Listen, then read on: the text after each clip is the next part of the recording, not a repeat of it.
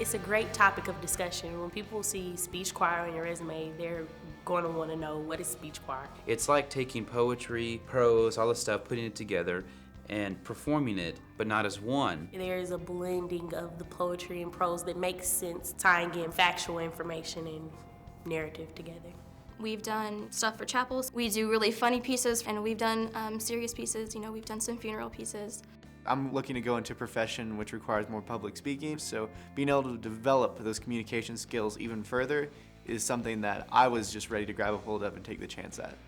You don't have to audition, you don't have to be a particular major to be in speech choir. You come to speech choir on Wednesday nights and you just gotta be willing to give it your all and be creative. Their first gigs were to read scripture in chapel, but now almost any time there's a university event, the speech choir is asked to be a part of it. I had this idea last year at the end of Vespers how neat it would be to have them present 'Twas the Night Before Christmas, a reading of that. I thought immediately, of course, why not? It fits. But it's new, and we will be the only ones who are not musical in the performance this year. At the very first speech choir meeting of the semester, Dr. Emmel gives us a list of, we call them gigs, that we've been asked to do, and we just start researching, looking for material. All of the stuff that's in our programs, we research ourselves. We find online, in books, articles, poetry, drama, prose, really anything that you can find. And then we turn all of those research items into Dr. Emmel and one of our other advisors, and through the magic of communication, they put together some sort of script, and it works. It's supposed to be the night before Christmas, but I just couldn't ask you to do only that. It starts out as a class with Professor Swenson telling us about his research on the night before Christmas. After we get the script, we do a couple just cold readings, and that's when student input starts. The Baker University Speech Choir presents a glimpse into the classroom. Now it was the nocturnal segment of the period preceding the annual Yuletide celebration. He had a broad face and little round belly that shook when he laughed like a bowl full of jelly. We'll decide if everything works, just line-wise, and if we need to move lines around, if we need to take something out, add something in. Of the wood-burning caloric apparatus. Yeah, it's just finding ways to kind of add emphasis here and there to make it absolutely absurd that you're saying these things. We're always tweaking little things and, you know, trying to perfect our blocking and making sure it looks neat. We figure out how we can physically move to the piece. Could it be up there like the teacher lecturing in front of the class and then everyone else can just turn around? Right, because there's no way we could just turn around all the time. It's a really interesting environment in that everybody's comfortable making really strong choices and they just feed off of each other. Note-taking is going to get old really fast, so we're just going to get it through the first few lines. Should he be mouthing, like not actually words, but like he's continuing talking? And I don't know if you were doing that stuttering thing on purpose, but it definitely worked sometimes. We would be reading through something and someone would go, oh, stop. What if we did this? And then everyone loves it and we add it, or it might be too much and we can't do it. All I'm saying is that's written really rhythmically and I could rap it. No. We do a lot of back and forth, you know. Will this work? No, I think this will work better. It's all about the group coming together as a whole. And through this like refining process, it gets more and more towards a polished script. So up to the housetop, the coursers they flew with a sleigh full of toys. And St. Nicholas too. What do you hear? Reindeer, I said. We did a lot today. Usually it doesn't go this smoothly, but I think we were all really into this script. We all pulled from our childhood. I know I did at least, because my dad reads us the story every year.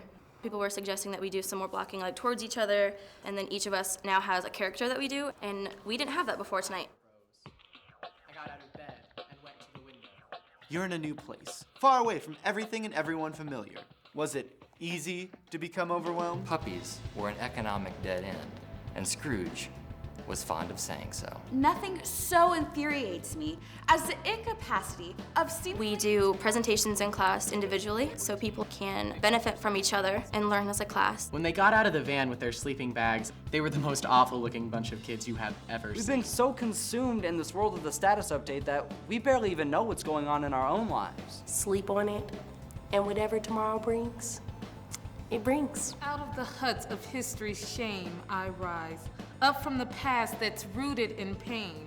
I rise, I rise, I rise.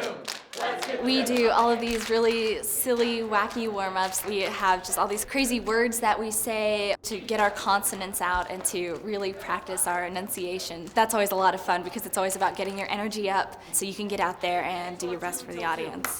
And a minute or two till 2 today, and a minute or 2 till 2. Public speaking is historically ranked as the #1 fear in America. You're not alone if you feel that. But I rarely see students who evidence as much fear as Shavon does. I was valedictorian of the graduating class of 2008. I had to give a speech in front of about 1,000 people plus my peers of about 300. And I get up there at the podium and I freeze for about 3 minutes straight. Just knowing that I am up there all by myself, it's like, oh no. What if you freeze up? What if you forget your lines? If I'm doing something with speech choir in a group where I know I'm not the main focus, I'm fine. And I went from down here when I joined speech choir to slowly but surely, after every script, building that self-confidence. I want to be a lawyer, so this fear of public speaking I'm gonna have to get over pretty soon. And speech choir is helping me to break out of my shell and make me do things that otherwise I wouldn't be able to do. Community is an important part of who we are, and as you talk to alums and people that have been here, they get a sense of this is a place where they first learn what it meant to belong. I wouldn't have finished school at Baker if it wasn't for speech choir. I would have transferred. Speech choir was one of my favorite classes. That group of people was probably the core group that really kept me here. The group is some of the most interesting individuals I have ever met. We have people who are Greek, who are independent, ranging from super seniors way down to freshmen, from any major imaginable. Speech choir really fostered a sense of brotherhood with people we wouldn't really run into. I mean, I'd see this person on campus, but if it wasn't for speech choir, I would never hang out with them. I probably wouldn't know their name. At speech choir, we find that medium ground where we can be friends, and that's very cool. With speech choir, you're a team, and they kind of have your back no matter what. If you have anything that you need, or if you're having any trouble, you can just really go to anybody in the group and they'll be there for you. I've just become so close and the culture is so tight-knit and we're all just so honest. It really gives me a feeling of home. All right, class. I expect your full attention, even though this is the last class of the semester. Okay, stop. This is going very well, but we've got to have some more movement. Anybody have ideas? So what if they weren't in the line yet or everything, and everyone was off in their own little thing, and then Warren was like, all right, class, it's time to, and then they all lined up. All right. Okay, it's got to be it's got to be Sandra and not Santa. Sandra. Right. And the two of you are gonna work and get those reins tied to the wagon. Okay. I suppose this weather reindeer, someone said here just on purpose. Happy Christmas to all, and to all a good night. I like it. You won't forget it before Saturday, right? The sensation of a short, sharp shock from a cheap and chipper chopper on a big black block. A short, sharp shock. There was some cause for concern yesterday when one of our members came ill, and we all really had to step it up to bring the energy up. 10, 2, 3, 4, 5, 6, 7, 8. Shoulders 2, 3, 4, 5, 6, 7, 8. Walk up then Or you can go up, The well of advice that Dr. Emil has in her is amazing. which I quite frankly think is the better plan, because you don't want to start, Rebecca, while people are seated, because they won't hear you. There are some professors out there that are feared because they're scary, you know? Yes. And Dr. Immel is feared because we don't want to disappoint her. Exactly. The Baker University Speech Choir presents... I often worry in rehearsals that they're not going to be up to snuff. And without fail, they come through. The Baker University Speech Choir presents A Glimpse into the Classroom. Too close to December 25th. All right, class, all right. I expect your full attention. It was the nocturnal segment of the period preceding the annual Yuletide celebration. It was the night before Christmas and all through the house? Not a creature was stirring, not even a mouse. I think the most important thing I've learned from speech choir is just to be confident and to go out there and just do public speaking, not to be afraid of it or to shy away from it, but to embrace it. Experiencing subconscious hallucinations of variegated fruit confections. I'll just put visions of sugar plums dance in their heads. It really helps me to be confident when I'm giving a speech, so giving speeches in other classes is a snap. We could hear the children moving. We didn't move. We wanted the children to think we were asleep. Now I can stand up, talk. I mean, I'm still a little awkward and uncomfortable, but I feel more brave now, which is good. Reindeer, I said.